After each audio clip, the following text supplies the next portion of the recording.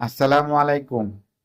আজকের এই ভিডিওটা বিশেষ করে আমাদের শ্রমিক ভাইদের জন্য, যারা বিদেশে যাওয়ার জন্য চেষ্টা করতেছে। করা হয় সেখানে ইম্পর্টেন্ট আপনার রক্ত পরীক্ষা করা হয়। সেখানে আপনার কোনো রক্ত শূন্যতা আছে কিনা এবং কোনো জন্মগত কোনো রক্ত রোগ থ্যালাসেমিয়া রয়েছে কিনা, এইগুলারও ইঙ্গিত পাওয়া যায় এই সিবিসি পরীক্ষার মাধ্যমে ওনারা করবে।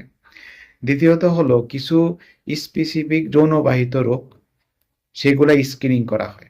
এর মধ্যে ইম্পর্টেন্ট এইচআইভি পরীক্ষা, তারপরে সিফিলিস পরীক্ষা, তারপরে বি ভাইরাস, সি ভাইরাস পরীক্ষা।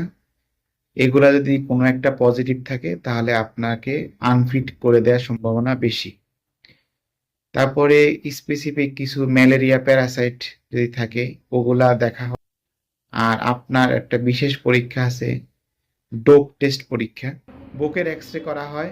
বুকের মধ্যে যদি কোনো লিশন থাকে সেটা সংশ্লিষ্ট ডাক্তারকে দেখিয়ে তারপরে ফিট আনফিট সার্টিফিকেট নেওয়া হয়। মহিলা মানুষের ক্ষেত্রে প্রেগনেন্সি টেস্ট করা হয়।